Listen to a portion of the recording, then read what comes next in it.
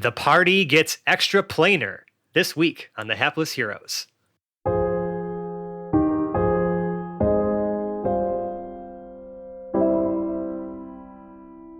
Did you know the captain owned a school?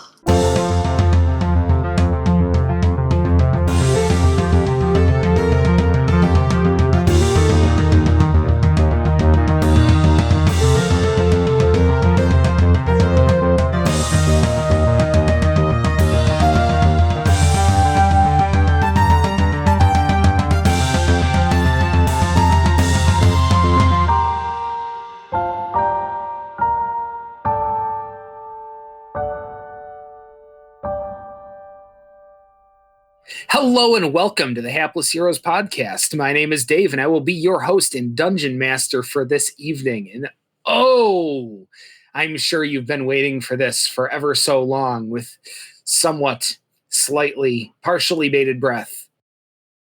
I hope it's bated breath, and I also hope you all brushed your teeth. But anyway, we're going to start by introing our cast, and I'm going to start from Eeny, Miny, Mo, my virtual right, with Francesco as possibly Felix Fizzlebottom. I have a plan?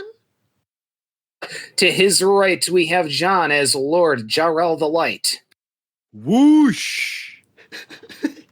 All right, that's to the far end of that column, so we're going to go down in a clockwise fashion, and we're going to see Phil as Hedrick the Entertainer.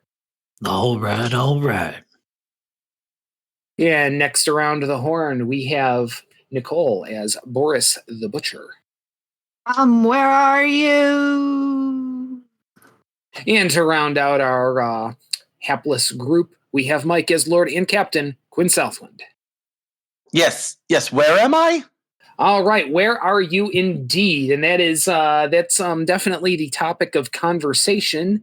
What I would say is you all appear to be whooshing in a somewhat cramped and confined little space, blasting through the ether. Lots of whoosh lines and Star Trek-y effects blasting past you as you zoom on towards whatever destination you happen to be zooming towards. Now, I would be remiss if I didn't get to take the opportunity to play for a demigod. Yeah, Hey, Zero, what's happening? Zero is not with you. Zero's not. Are we? He's the one who sent you, but he was not able to make the trip with you. Okay. Are we just floating, like flying? You can tell that you are moving at a great rate of speed. Relativity being what it is, you're not exactly smushed up against the back of this metaphysical bubble that is taking you through the ether. But it's not a big space. I would probably say it is a sphere no more than about, 15 feet in total diameter. So you're all getting a little close to each other. You're not quite up in each other's personal space, but it is taking just even the slightest bit of effort to be slightly up the walls of this, quote, bubble that you happen to be in. And while you're there, since you're definitely traveling through some uncharted territory, and you were, in fact, accelerated quite violently, I would like everyone to make a, let's call it nominal Constitution saving throw. Except for me. Yes, you're not part of everyone. You're not actually part of the bubble. We'll get to how we get to you when I get to figuring out how I got you there. Love it. 7 total. 16. You guys can all 12. add my charisma modifier to your saves. So that's extra. Wait, plus how 4. are you justifying to me how your charisma is suddenly going to keep their guts on the inside? Well, first of all, they cannot be frightened. I just want to point that out for the bajillion. Oh time. my god. And I also have an aura of protection. Okay. It adds to saves. It adds a plus 4 to any save within. Let me see. Within 10 feet of me, which I imagine they all are because we're crunched in together. Yes, that would be definitely the thing. Nobody is climbing up the smooth walls of this bubble or anything like that, so they're all relatively close to you, and you may adjust your rolls accordingly. Jarrell, I want you to know I am not afraid. But would you hold me?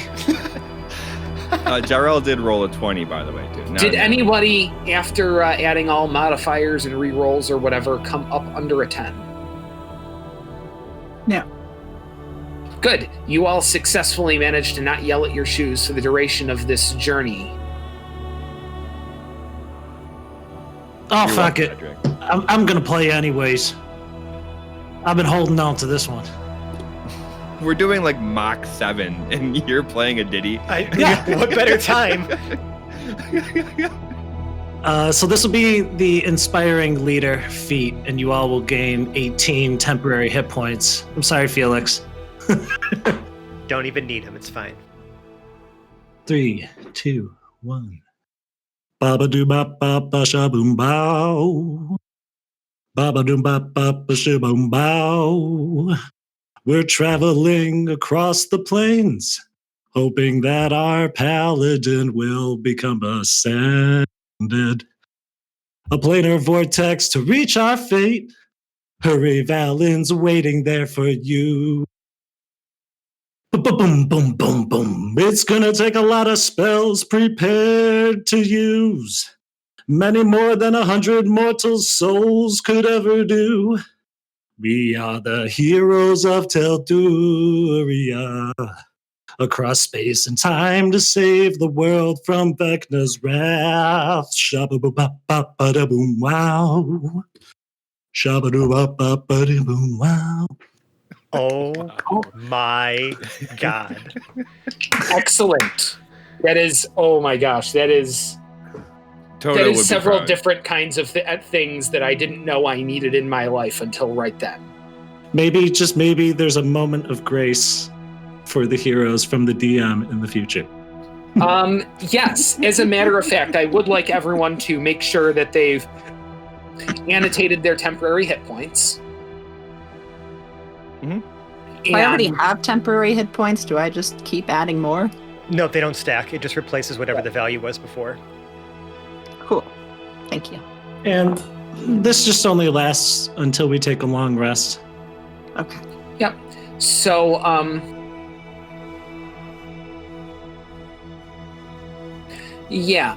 just real quick, does anybody have a passive perception better than 15?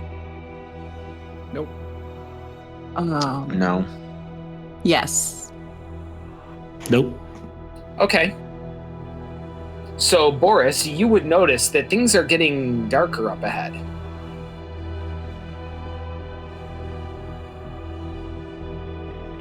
Boris may notice that. Is in the bubble, and has Boris located I don't believe Boris ever let go of so would be on your person or near it somewhere. You were holding up to Caesar, like, please give my puppy these powers. So And if nothing else, because I did do a re-listen, you gave no indication of having set down at any point after that. Perfect. That's what I was actually trying to remember. In that case, Yes. Boris definitely notices the darkness up ahead. Okay. Turns around and says, hey, it's kind of getting dark up there. BT Dubs, just remembering something that I have written down here. Jarrell, could you, well, actually, I'm asking John, could you just make that quick Constitution saving throw with all modifiers for Hans, as he appears to be with Oh. everybody? Sure. I don't know I don't think he gets any bonuses really.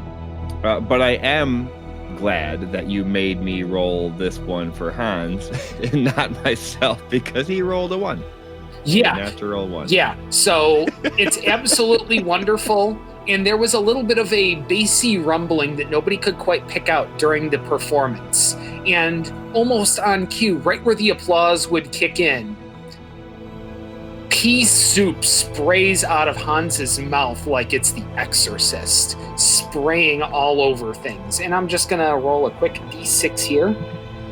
1, so only one person, and 1, 2, 3, 4, 5, 6. I just want to kind of go around. so here real happy quick. that I'm not here for this. Yeah, Quinn, it gets on your shoes. I was No. hoping for Quinn. No. It does not. That's gross. Do you have a spell you can use to avoid the vomit? Just a quick I don't think refresher, so. prestidigitation does do the job quite well. I don't have prestidigitation. Nope, you just Hope got one of your puke on friends your does. Otherwise, you got barf on your shoes. Hold on, I'm looking. The disgusted face he is making right now, ladies and gentlemen, is priceless. I mean, I teach middle school, so just like the grossness of my life is already part of me.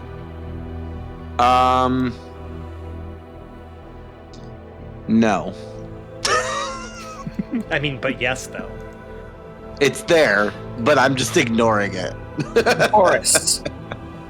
Boris, despite the brief distraction, you still do notice that darkness up ahead. Are you going to be doing any concerted looking at it, or are you just sort of vaguely concerned at the back of your mind?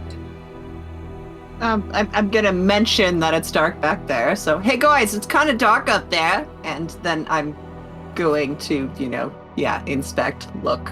In that Okay, good. Since you're the first dark person who direction. indicated they were going to take a look, I would like you to make an active perception check, just out in front. I just want to kind of see what you see here.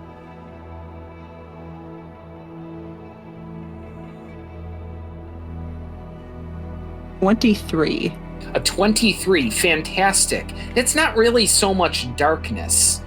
That's a shadow. Big shadow. It is approaching at a pretty good clip. Or maybe you're approaching it at a pretty good clip, relativity being what it is and all.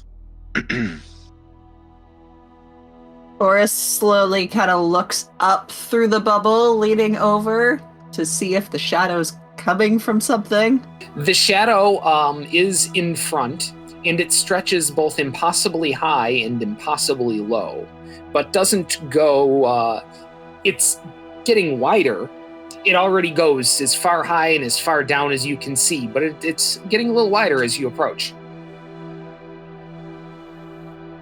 It looks like some sort of opening.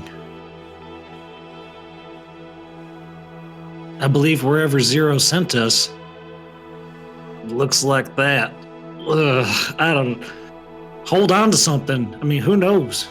It's definitely getting bigger. It occupies almost like 25% of your field of vision out front of you right now. Boris doesn't take her eyes off of it, but reaches one arm backwards and just kind of flails for whichever person she can grab and tugs on whatever person she can reach behind her with one arm and then points with the other arm at the shadow, still wearing Quinn's jacket, so there's a flopping sleeve just kind of like dangling in the direction of the shadow. Fantastic. Amuse me quickly by rolling a d4.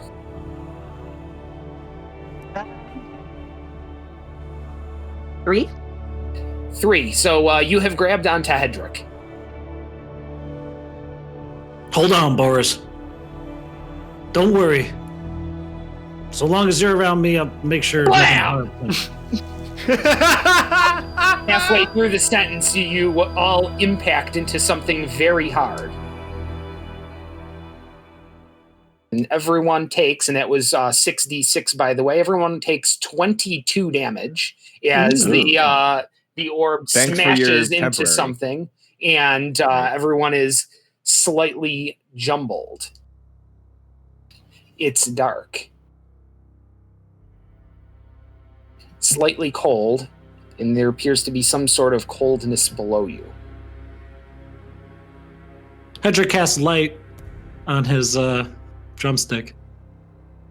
All right, Hedrick, pulling out the drumstick and shaking the cobwebs from your head, you cast light upon the end of it and illuminate this room, which appears to be some sort of destroyed classroom of some sort. There appears to be a slate board on the wall to your left as you look, and numerous desks scattered as though the entire room exploded in front of you, like a bomb went off or something. There's also what appears to be, like a stone wall behind you with a very long tunnel in it. Do I smell anything?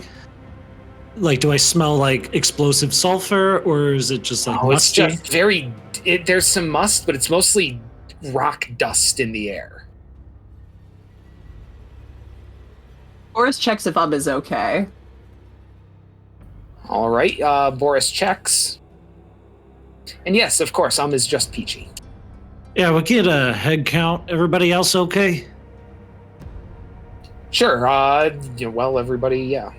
You can report on yourselves, but you can all assume that you are safely okay unless that 22 somehow, for some wacky reason, took you into a place you don't want your HP to be.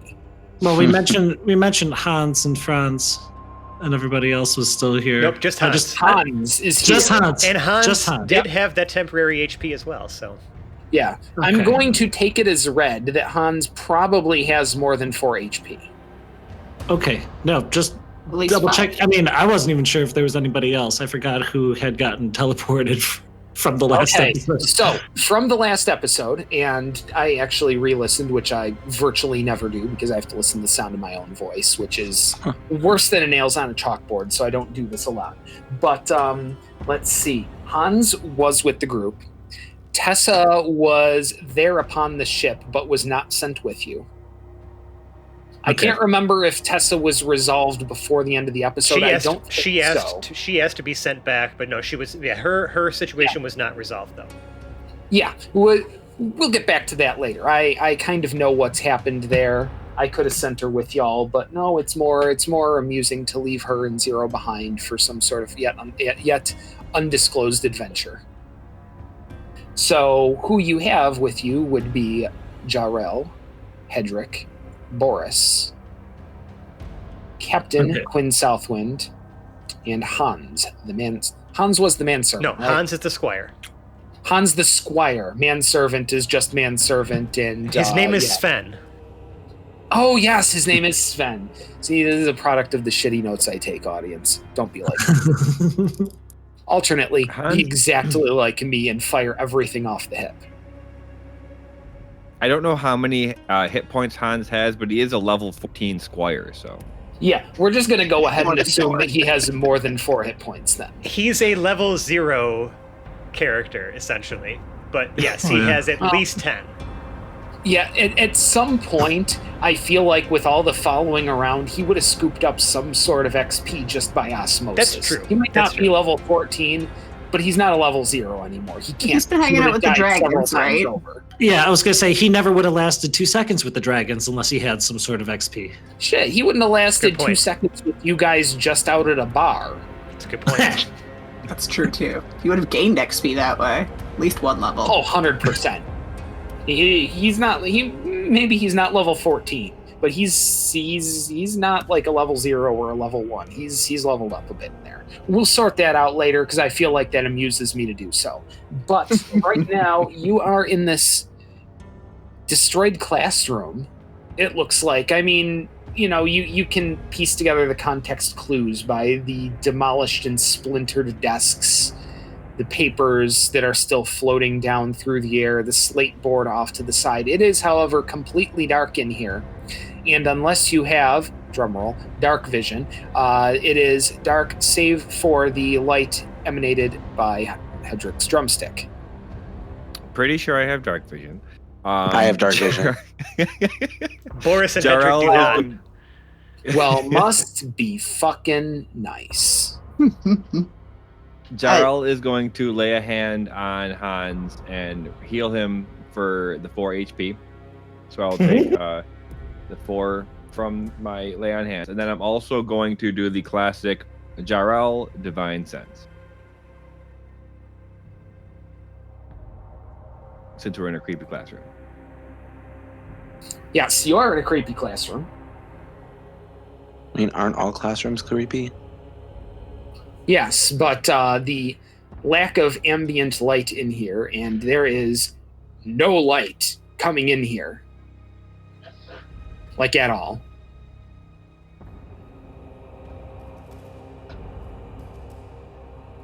By the light Well, of hold on. Hedrick There's I rum- was gonna say the divine sense. What is it? Yes. Resolve that.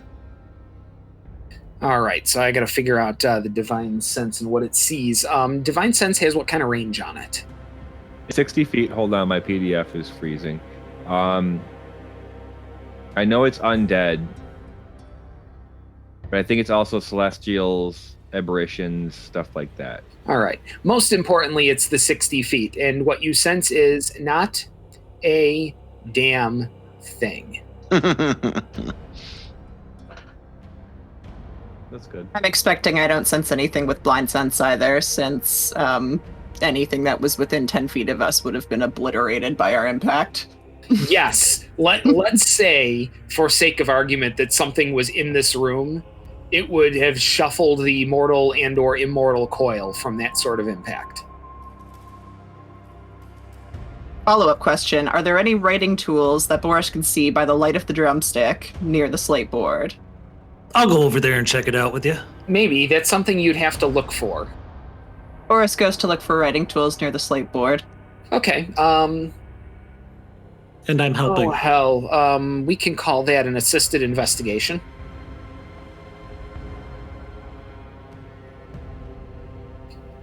Which would be at advantage, by the way, since it is assisted.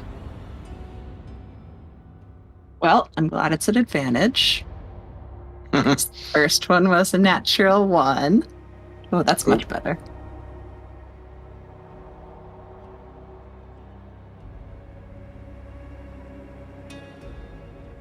Oh god, math. 22. All right. Yes, you do find chalk in the tray. There appear to be some different hues, but it is very hard to tell what color because the light from that light spell is good, but not wonderful. And it's a little dim in here, so things are a little grayscale right now. Boris starts coloring a rainbow on the slate board, and a sunshine and a butterfly with a smiley face, and like a tree next to it, and just an assortment of things that a 13-year-old girl would color on a chalkboard. The rainbow is whatever assortment of colors she happened to pick up the chalk in.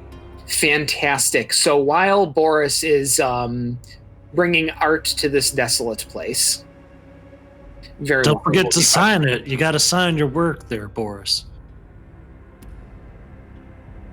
All right, so that investigation and subsequent art lesson are going on. Quinn, what are you up to right now?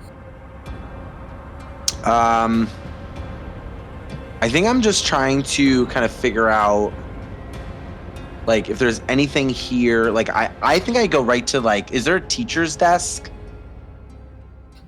Yes, or there like a is. main. Well, you can kind of infer that some of the shards of wood were from the teacher's desk. It looks Okay. like the teacher and the main blackboard were on the wall that you blasted through.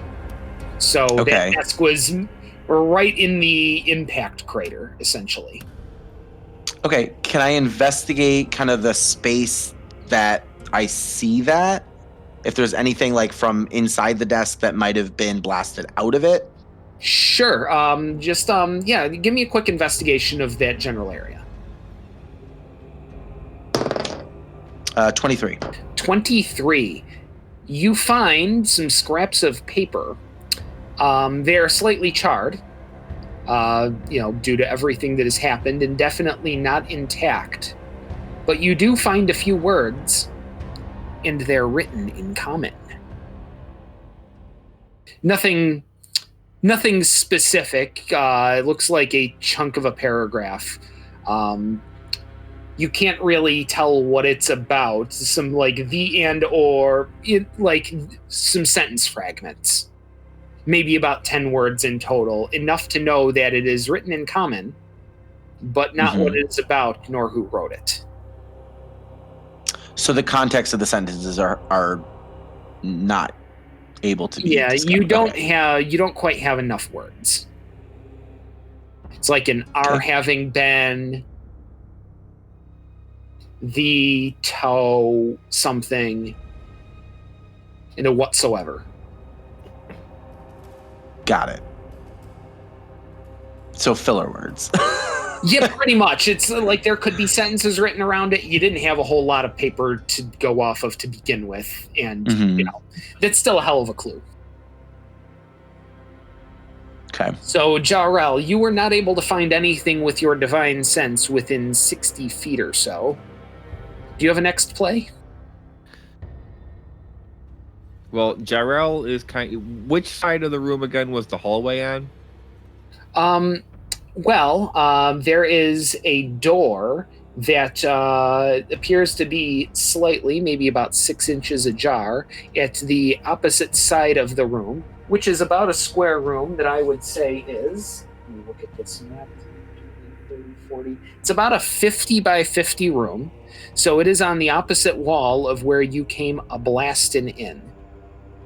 And where was the wall that Boris and Hedrick are coloring on? If you are facing the door out to what you are going to assume is a hallway, but you have no evidence of that yet, it would be on your left if you're facing away from the entry point towards the door.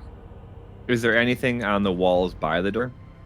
By the door, it looks like a coat rack, or was a coat rack.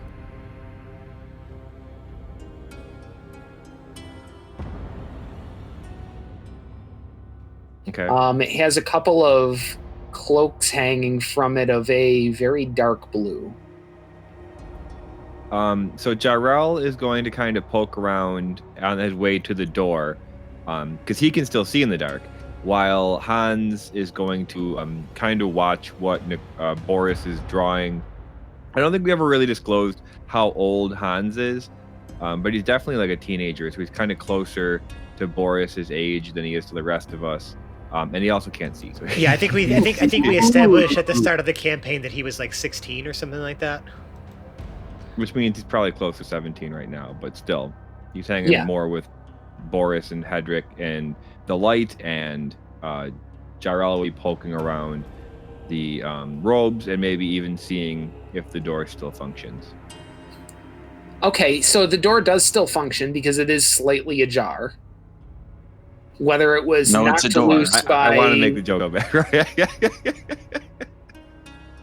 Thank you, by the way. I'm glad someone picked that up where I left it. But anyway, so it is slightly open outwards into the hallway. Whether you're blasting into the place and knocked it loose and opened it, or if it was open already, is unknown. Anything in the robes? 2 pencils. One of them is broken. Neither have erasers. And nothing else really I can pick up from the robes. No, They're just kind of random robes. No, I don't want the clues to be there. So yeah, Jarrell would just open the door. You all laugh. I can be nakedly transparent about this sort of thing. I don't care.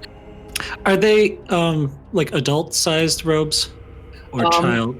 They are closer to your size than they would be to Boris. So, if not adult, at least high school age, maybe college age. I don't know, like, you know, older youth to young adult. Mm-hmm. It's tough to tell what the fashion is for how long these cloaks are worn. Whether they go full floor length or people prefer them to be to the knees or something like that. Without knowing these people, you can't really know, but it looks like at least the shoulders are wide enough where if you wore it, it wouldn't be too tight. Well, I'll at least pick one up. And Hedrick will turn to Boris. Here, hold my drumstick. And he'll tie it on, and then he's going to grab the kind of corners of it and flap them behind his back and be like, hey, I'm you. Check it out.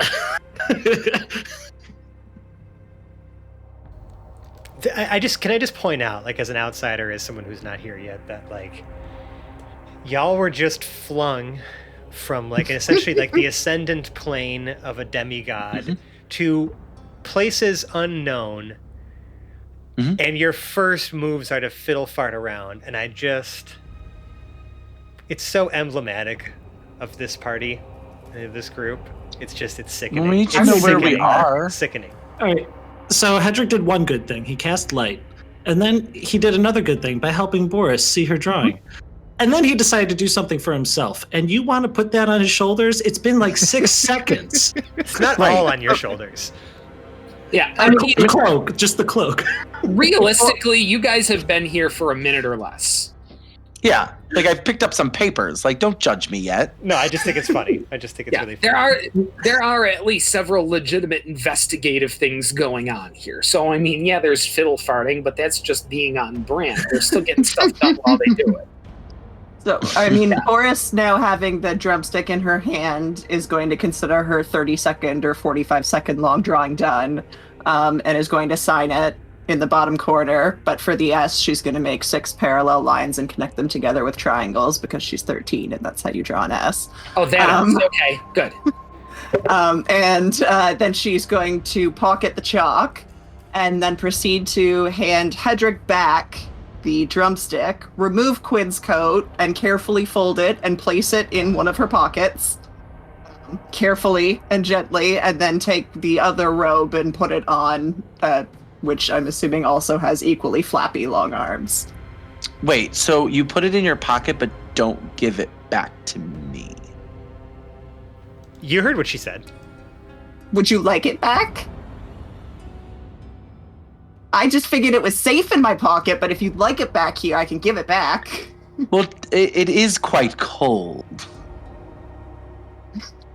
Boris pulls out Quinn's jacket, which she has vomited in twice in the last 2 days and not taken off for almost a week, including sleeping, and hands it over. Since you put it that way. No. I I mean, you didn't asked say any for of it. this out loud. This is You just a asked for description. it, so make sure that in your inventory you have one slightly funky captain's jacket. Well, I was going to put it on, but at this point...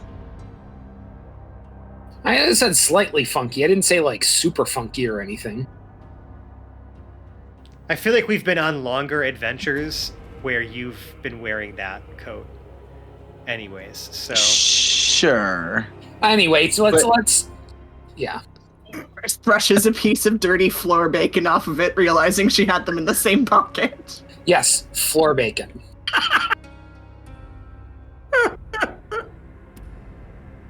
Here, Boris, let me at least, I'll help you roll up them sleeves. That cloak's just a little too big on you. It looks good, though. Hey, we match. Yay!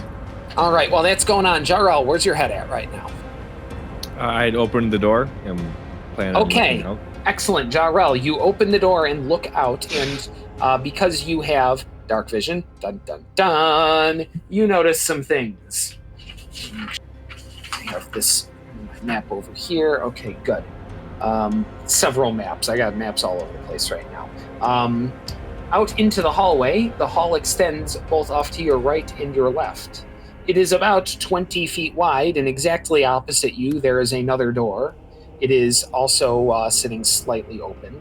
There are doors off to your left and right on opposite sides of the hall, maybe about 20, 30, 40, about 50 feet each direction. The hall kind of continues a little further each direction. I think that's pretty good right now. Okay. Gerald kind of looks back at the group. Should we proceed onward? Yeah, I don't think there's anything for us here. We gotta find the purpose of why Zero sent us to this fucking classroom. I guess Jarl would start to the right. Okay, so off to your right, there would be two more classrooms on either side of the hall, about 50 feet down. Another 20 feet down, things sort of open up into a slightly wider room, maybe a 40 by 40 square or so. Do each of the classroom, what I assume are classrooms, have do they have windows on the door? The doors do not have windows, no. Okay, so I can't see through them. No, the doors, every door that you have seen has been at least slightly open. Okay, does it seem like they're, I mean, I probably can't tell in 6 inches, and I'm not going to spend the time to open each door unless, Jarl's not going to, he's going to continue on. Okay, so you're continuing on down the hall to the right. to the big opening, yeah. Towards that opening. Okay. As you get just a little bit closer, maybe just outside of where it opens up, what you notice is that there are several what appear to be either desks or tables somewhat overturned. Not all the way upside down, but it looks like the tops of the tables are all sort of facing towards the opposite end of the room where you came in. Like they got knocked over, or like they were intentionally placed? Are they random, or do they look like... It almost looks like, you know what? Insight check, please. Always great at these. The patented Jarrell insight check. Well, I mean, you're trying to divine motives. Hey, from I got a 19. A 19. Yes, these appear to be some sort of hastily erected barricades. Okay. Just past them, there's a little alcove opening in the wall, which appears to have some sort of raised circle on the floor, maybe about 10 feet in diameter.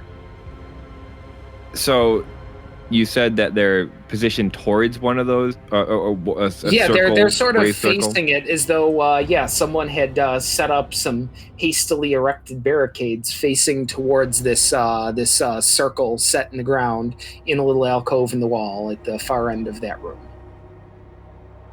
Okay. Jarrell would investigate it. Does he recognize this circle from before? Yes, if you were there before, yeah, you recognize this circle. It looks familiar.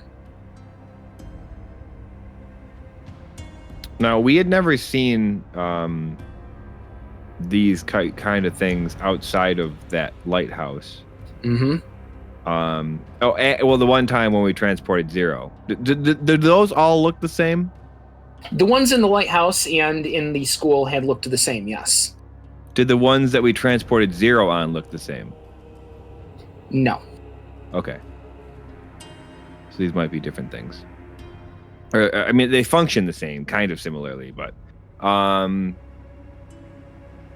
I see the other side of the room? Are there any other edges to the room yet? Okay, so you have gone from the classroom and you made a right. You passed two other rooms and entered this little 40 by 40 room with the alcove at the side. That is all there is. It opens to that alcove with the circular pad in it. There are the what appear to be, on my notes, about 5 overturned tables, making some makeshift barricades in the room. But other than that, there's not a whole lot in here.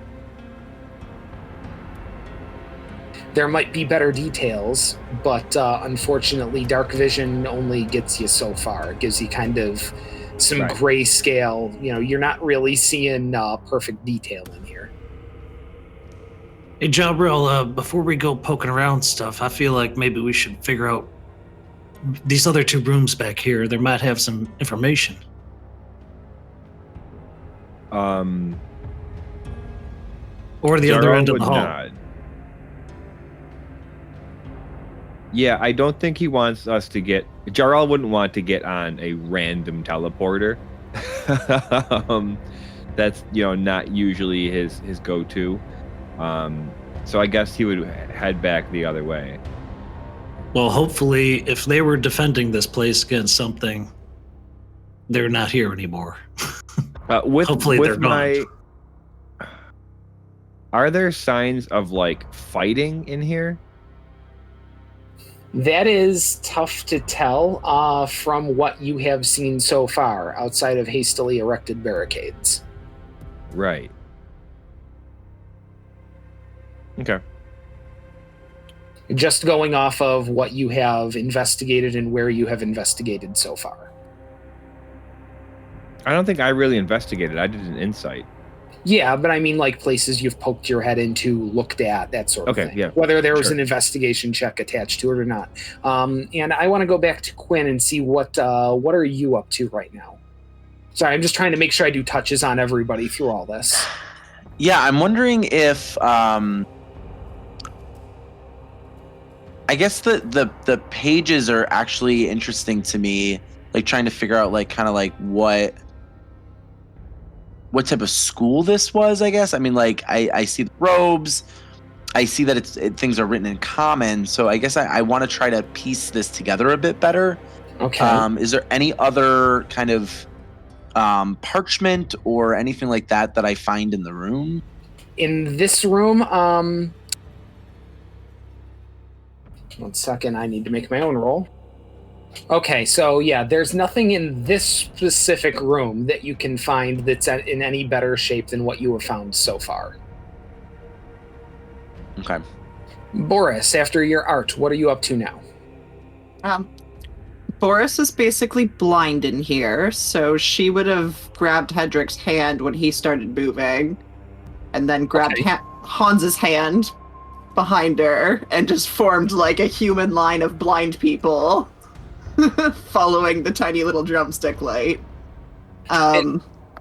Once we got to, I guess, the room where it's at, I mean, Hedrick and Jarrell were talking, so I'm assuming we all kind of followed that general direction. Boris then realizes that she has a lantern and proceeds to light that and start kind of investigating the barricades themselves. Awesome. And what they're built up. Just after that news, John, I'd like you to make a charisma. Well, no, because I'm asking John. Who? Because stop. I'm asking him to make the charisma check on behalf of Hans. So that's why I'm asking him to make a check for Hans, because he's not actively playing Hans, but he's sort of semi-piloting it. You're the babysitter. That's why I asked the player. Oh man, he is killing it today. 2. A 2. Okay. Awesome. That's twice as good as the last one. So. No. This is perfect. This is exactly what I wanted, because a cute girl somewhere in his age range just grabbed his hand, and he's going to go a little gooey. And I just want to make it noted that for the next little bit, he's making any intelligence checks at disadvantage. Yep. Sounds like a teenage boy. Yeah, a teenage boy. Yes, that's exactly what I wanted to kind of have happen there. All right, super cool. Hedrick, since you're at the front of that chain, what are you up to right now? Yeah, it's 20 feet bright light and then 20 feet dim light after that. So everything is well illuminated for everyone. Everything where? Where specifically have you taken this train for now? I followed Jarrell down the hallway. Okay. And I saw the portal pad there. Okay, so you're in the barricade room. Cool. Yeah. And then it seemed like we should check out these classrooms. We got to figure out a little more information. And I know the captain was going over these papers that were like charred up and stuff. I don't know if all of the rooms were exploded, but we did pass 2 more doors. And before we go poking on a portal, I figured we would check those out. Okay, fantastic. Let's say we were facing in from the barricade room towards the rest of this place. The one you came in would have been the second one on the left. So you've got, room 1 left, 1 right, 2 right that you haven't been in, and 3 left and 3 right. So which one are you kind of thinking about looking at here? First one on the right. First one on the right. Okay. From the barricade room, yeah. All right, so the door is slightly open, and entering the room, just your quick gaze shows you that this room is also somewhat ransacked. Some of the desks are turned over. There's papers, wholly intact ones, at least in this one, scattered about. Yeah, I want to at least say, hey, I think there might be more to look at in here. I'm going to poke in and pick up one of the whole pieces of parchment or a scoop of them and try to gain what I can off of that. Okay, excellent. So are you reading this? Yes. Good. Right at the top of the paper it says Southwind Academy. Hey, Captain, look at this. I think we're back in the fucking school that those students were connected to. Somehow that lighthouse and this place, like, we're just on another portal pad that brought us here. We're going in circles.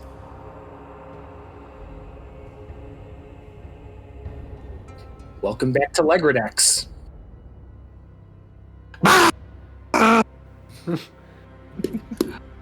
School is in. All right. Boris turns to Hans. Boris turns to Hans and says, "Did you know the captain owned a school?" Well, I don't own the school. Boris doesn't know that. Yeah, Boris. Sorry. I mean, of course I own a school. No, I'm sure we would have filled in Boris somewhat. I mean, we met her in Ardwall directly after that happened, and then we took a trip around, stopped on the island, went to High Rock. By that point, all the time at sea, I would imagine we would have talked about like the fact that we went to all these lengths, to get where we are today. Maybe.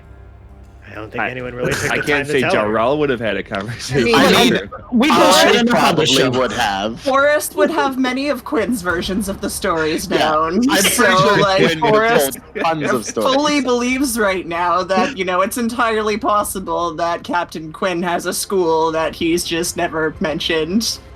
This seems like it follows with the stories she's been told. And in his head, it's just like, oh, this is perfect.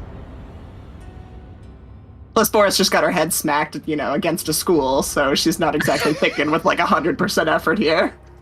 Through a brick wall.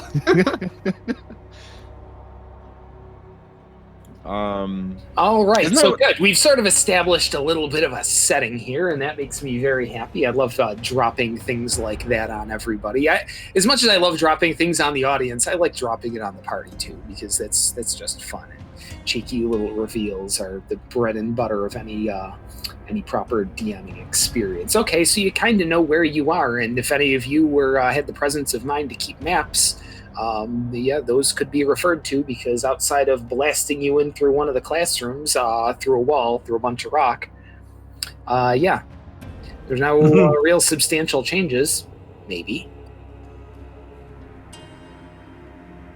So, how do we feel about that portal pad? I mean, we can keep exploring this place, but we need to find our purpose here. Mm-hmm.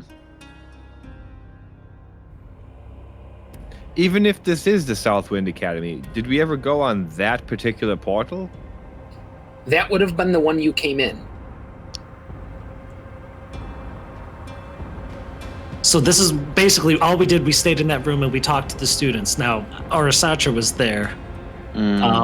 But basically all it was them saying, we're defending because we're being attacked, and we had to tell them to stay down there. We never investigated the school.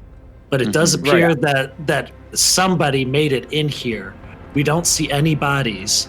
There's explosions in different, rooms, and they're all ransacked. Well, so slow your roll on the explosions. There was only one, and it's where you guys blasted in. It appears to have been a standard manual ransacking by hand.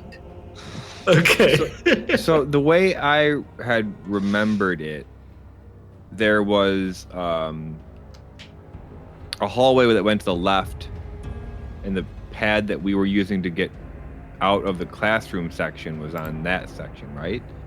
So Is it the you same enter one? through what I'm calling the barricade room.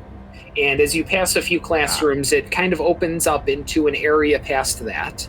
Mm-hmm. And I think really the only person who explored too much deeper than that would have been Quinn himself.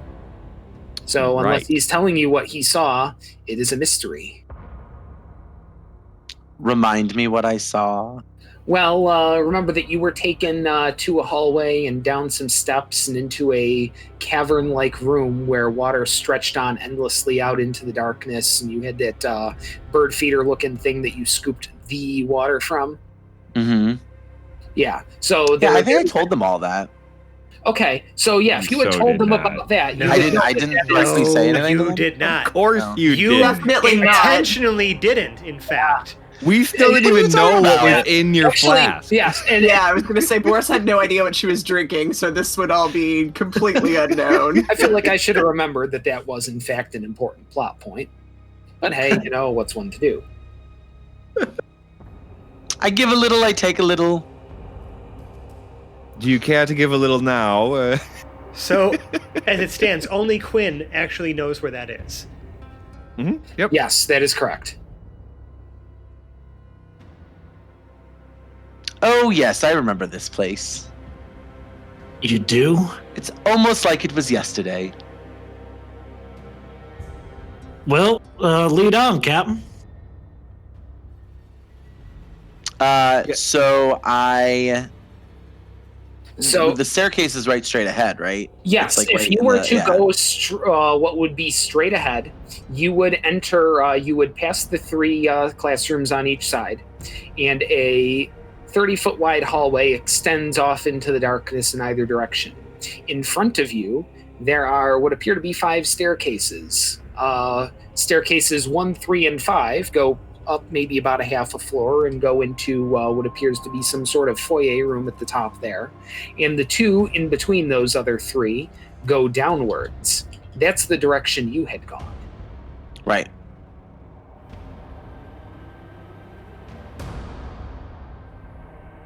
I'm Do just I telling remember you which what you sta- saw, but Yeah, I'm just trying to think. Would I remember what staircase it was? So no, the 2 down. Well, you would have They both taken go the to the same down ones. place? They both go to the Yeah. same place. It was a Okay. slight choice on my part.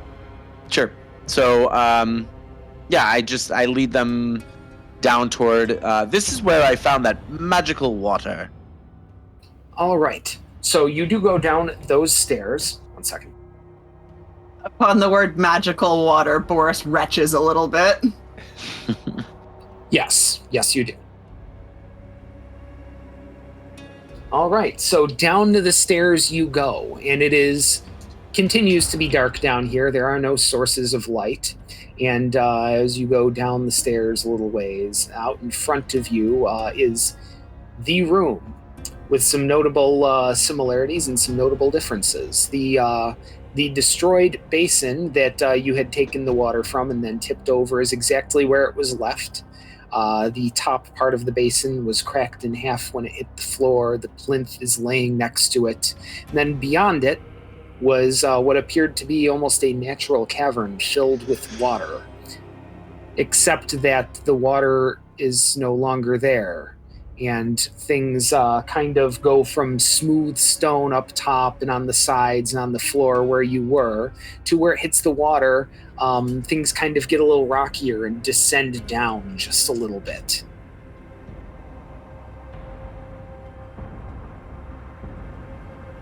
So this is where the what do you call it? The fountain, my fountain of power came from. The font would have been there. Some sort of supply of some kind of water, blessed or otherwise, would have been there. Whether it was just the sea and your connection to it and it was somehow taken out or destroyed or whatever might have happened, we don't really know. But what you do know is that it is there and it kind of continues on a little ways. And the stone is a little, it's natural rock and it sort of slopes down for a good 20 feet before flattening out. So the basin itself would have been maybe about 30 feet deep at its total. In about 40 feet in, it sort of levels out. It's never a particularly deep grade, though. But you're saying it's completely dried up. There's no more water in here. It is completely dried up, yes. Whether that reveals anything is, up to you guys to find, I guess. Now, it's in a cavern, correct? It appears to be a cavern. At least part of it is a natural stone cavern, although there are finished walls at the sides and at the top, at least sort of getting to where it becomes a cavern. It's sort of a slow transition. In fact, the finished ceiling continues off into the distance, as though a ceiling were attached in this room. I'll turn to Quinn. Quinn, it appears, was there water in here before? Where did it go? Like, by that I mean, this must be a cavern, but where is so Gerald's looking for an end to the cavern. So I would have remembered like where the water was flowing. Yet the water wasn't flowing. It was still calm, almost glassy water in here. Yeah. But there was any, I'm trying to remember, sorry, it was a while ago. So like was there sort of like a waterfall, or was it just literally just stagnant water? not stagnant, but collected, very, very smooth. Not a lot going on with it. It wasn't really moving, but generally, if you're in a place with a lot of stagnant water, you know you're in a place with a lot of stagnant water, and this was not it. In fact, it almost smelled faintly of the sea before. It doesn't now, but it doesn't really smell like anything. So I wouldn't have any clue where the water would have like drained to or from. Not without, maybe going and taking a look. Well, I mean, like, let's do that then. Let's do some Yep. investigation. All right. Because Jarrell would like to gain a sense of, like, are we still even on Telduria anymore? Or are we just kind of like, it seemed like we were just kind of floating in the middle of space from how we hit this place. Since I'm still not here yet, I don't necessarily. This is more of a point of a reminder because it was something that was stated. But I recall when we were previously adventuring this place that every time we teleported, it felt like we were somewhere new, not necessarily in the same structure. Like our sense of direction was completely thrown off. Right. And I apologize for speaking, even though my character's still not here. But I feel like that was common knowledge. Yeah, I feel like we're almost there. I don't want it to seem too contrived. I don't like leaving you out of the episode either. I'm just trying to make it. Felix is just upstairs in a classroom somewhere behind a door, like, open it, please. All we had to do was step on the portal, and we decided to turn around. Well, I would like everyone to make a perception check.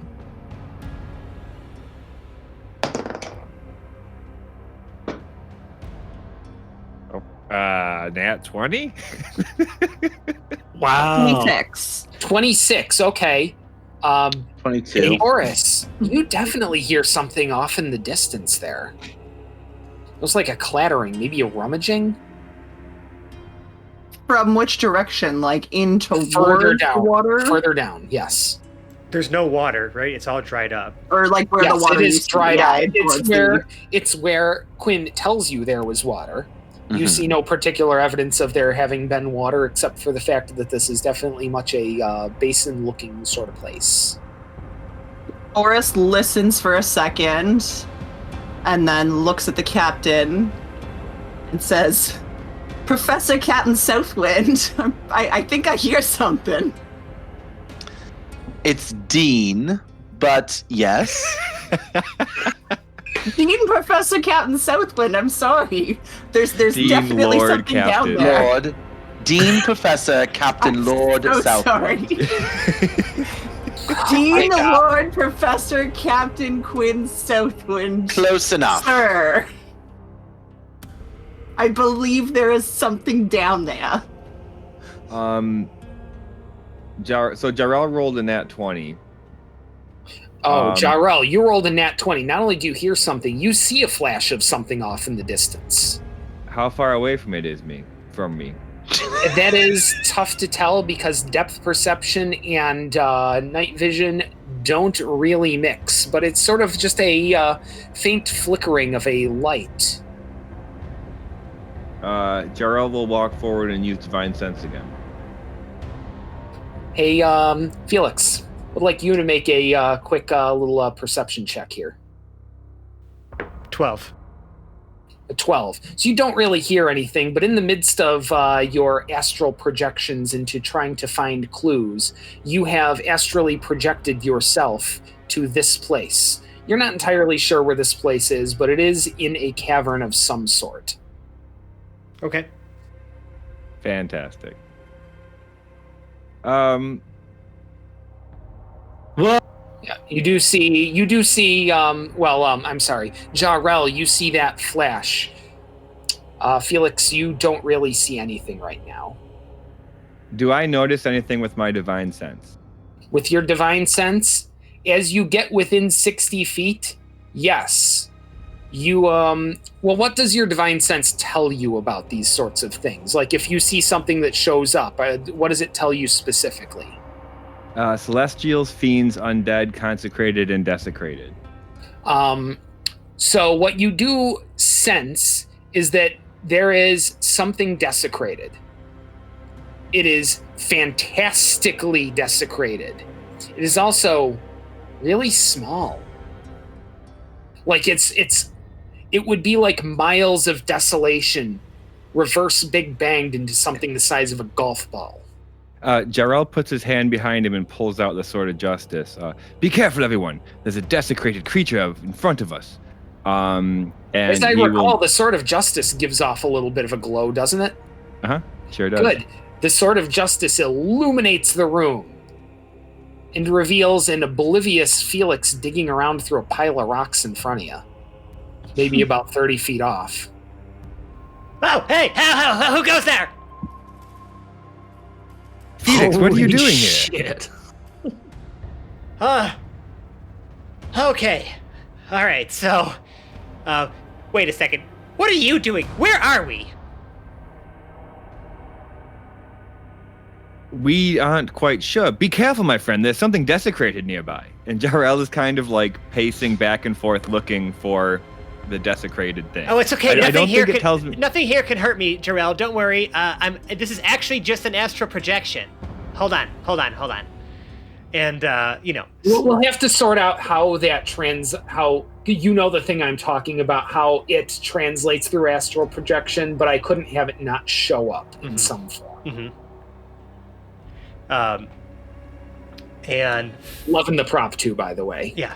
For the audience, Fran is on camera with a blue sticky note with some sort of gem in the middle of his forehead. I do as the crystal guides. No. It looks like an almond with an eyeball like in the center of it. Oh yeah. Oh no, it is an almond shaped gem, and in the center face there looks like there's an eye with a vertical like slit iris. It kind of looks like the squid from Mario, but like when it's like going up. Yeah, I was thinking like a rupee from Zelda. Yeah, there you go. With an eyeball on it. Regardless. All I know is that almond on his head is looking at us funny. But as soon as Felix hears it's Jarrell, though, like he'll start meandering over. You'll see like I'm walking, but like I'm not like going down into like the cavern. I'm just kind of walking straight like on the air as I walk up to you, and like I go and I try to poke you, and my hand just kind of goes through you. See, astral projection. Felix, you're a damn ghost. What the hell? Oh my god, what are you doing here? Okay. Well, this is a long story. Suffice it to say, you guys remember that orb that we found a while back that ended up having some pretty dark magical powers? Well, I've been kind of secretly experimenting on that for a while, and after going through more than a few lab assistants, I decided that I really kind of just had to do it myself, and, well, I point to my forehead where there is this thing, like glowing gem set into it. Well, this happened.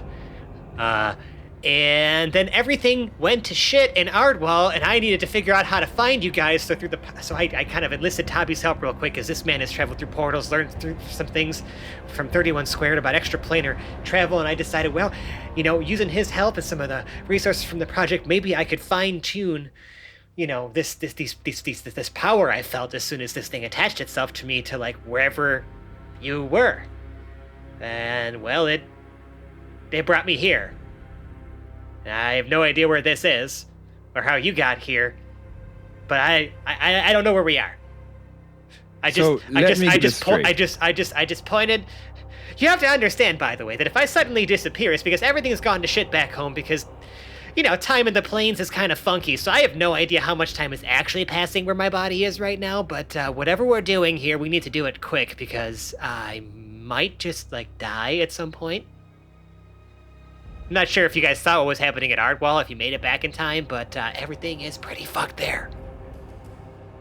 We almost got we're there. Here. Jarrell will say, so now Felix, you took some of the items we found with the undead and decided it was a good idea to put it on your forehead. Okay, that was not intentional. I didn't try to, like, put it into my forehead, Jarrell. Like, I'm not that haphazard like some of my other members of the project might be. I was trying to experiment from a distance. However, I stepped a little bit too close, and this thing just sucked itself into my forehead, like I've seen it happen with my several previous lab assistants. How many lab assistants did you kill with that thing? That is irrelevant, and I mourn for each of them. They died in the name of science. In that awkward pause, there's a clanging. Okay, that was not me, by the way. I was hoping that was you. We're not doing that? We're not making that sound over here? The desecrated creature is still here, and Jarrell swings his sword around again, because he's not assuming that Felix is the desecrated creature. To be fair, it's not a creature-sized thing that's desecrated. Sure, and I can't tell which direction it's in. No, right now. No, you can't, because it's so intense that it's almost like taking a compass to the North Pole, and it's just flipping out right now. I'm not sure that divine sense in itself. Oh no, it is type and location. Okay, I forgot that part of it. Yeah, the type is pure dag nasty evil. Which I've sensed that before. Yeah. Clang! Like a metallic ringing that comes from seemingly everywhere at once. Okay, yeah, that's definitely not us. I'm kind of useless right now, seeing as how I'm just an astral projection, so you guys may want to check that out. I'll, I guess, back you up from here? Clang! Jarrell will... He can't tell which direction that clang is coming from, huh? It's just kind of reverberating off all the walls? There's a lot of reverberating, yes. It echoes like nobody's business in a room like this. Captain, why don't you illuminate dear Felix here as to our location? I might be able to investigate where this noise is coming from. And Hedrick would like to polymorph himself into a bat. Clang! Ooh. And now this little flapping bat is in front of you, and you hear one little high squeak, like squeak, ping. And he wants to fly up and scan in the direction that he's getting pings from as to where that clanging is coming from. Using your Ooh. echolocation. Yes. Well, that winds up being the best tool. Clang! It's not far away. In fact, it's coming from the floor, maybe about 30 feet deeper in. On the floor or within? From the floor somewhere. You'd probably have to get closer and investigate or something. Well, Hedrick, or, Bat Hedrick will float to a comfortable distance and keep kind of like swirling around the area trying to pinpoint. Clang! Can Jarrell see the bat, Hedrick? I'm sure he can, and he would follow. Yeah, you can. You can follow, and you're going to start walking in that direction? Mm-hmm. Awesome. You walk about 30 feet, and amuse me with a quick dex check. Oh, fantastic. Another one of Jarrell's favorites. Yeah, really good at these. 7. Excellent. You find what you're looking for by tripping over it. It is, as you land face first upon it, a 6-foot diameter manhole cover. Oh.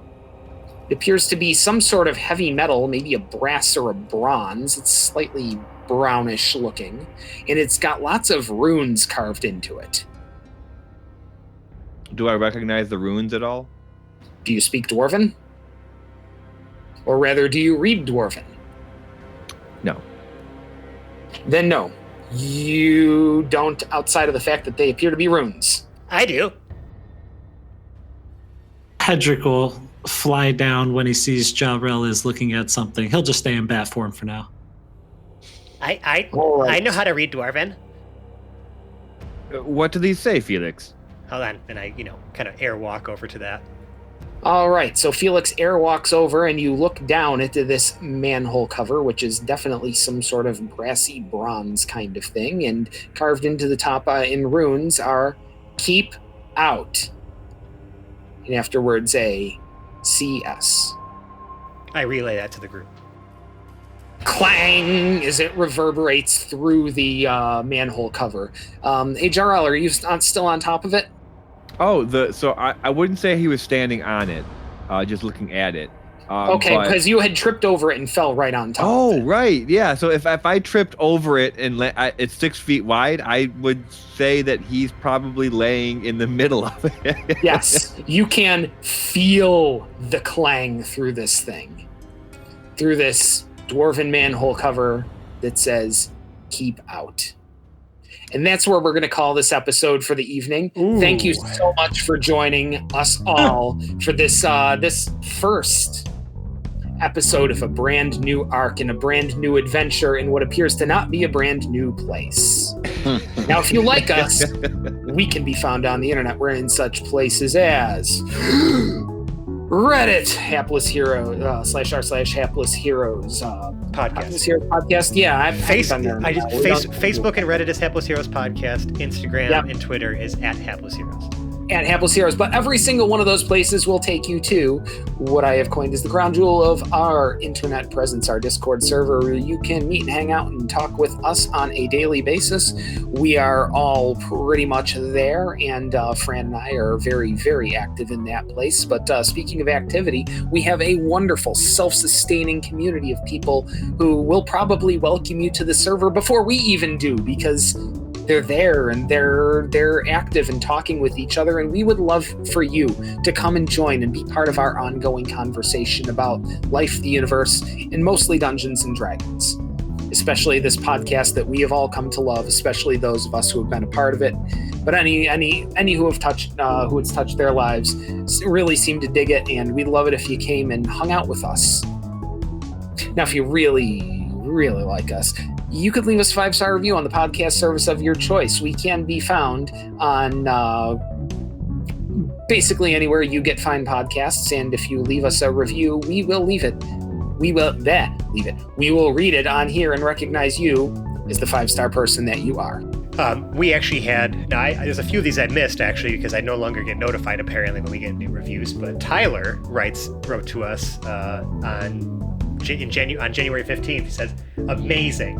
I found the podcast because I read about Igor's challenge on DM's Guild. Hey, that's that module we use for when Massimo joined the podcast. And the author had mentioned that we had run it on the podcast. He's like, I wanted to hear how it played out, so I listened to the guys and became instant fans. I am currently listening my way through so I can catch up, but the guys are thoroughly entertaining and remind me of my group with their crazy antics and terribly funny puns. Kudos and cheers." Thanks, Tyler. You're a 5-star. Thank human. you. Yeah. 5 stars. Yeah, 5-star human. Now, if you really, really like us, you could donate to our Patreon. Patreon.com/Hapless Heroes, where we have several different reward tiers for to reward your donation to our podcast in kind, with such things as simple kudos or adding you to our extra special patrons channel in our Discord. We have bloopers, we have outtakes, we've got the Hoblet the Smasher notebook.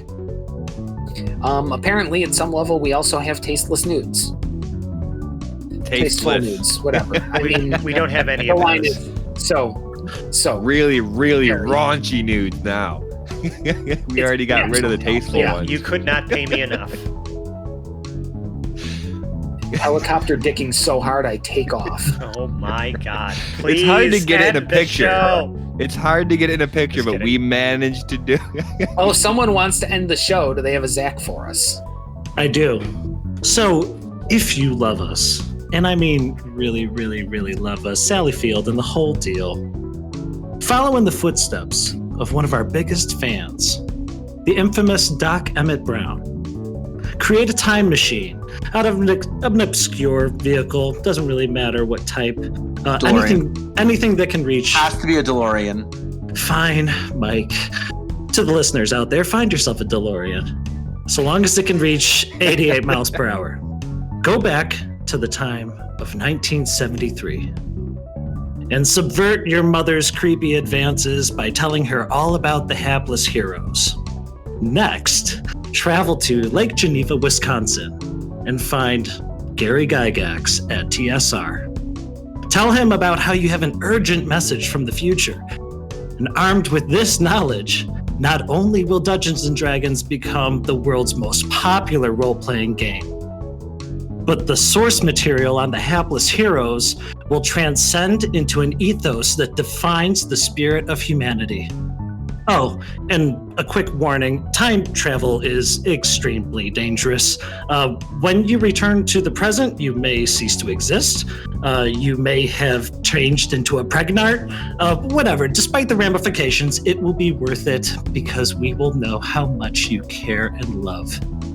Aww. Well, on that, there's not much really to do except for to outro our cast. I'm going to go opposite field of the way I came in. So to my counterclockwise, we have Lord, Captain, and Dean Quinn Southwind, played by Mike. Where is that deliciously magical water? Moving on, we have Boris, the Benevolent Butcher, played by Nicole. You should apply to go to school here. We have Hedrick the Entertainer, played by Phil. Well, even if you're not really here, it's good to have you back, Felix. Continuing around the clock, we have Lord Jarrell the Light, played by John. Until next time. And finally, in astral projection form, we have the fabulous Felix Fizzlebottom, played by Francesco. I have an ethereal plan. Oh.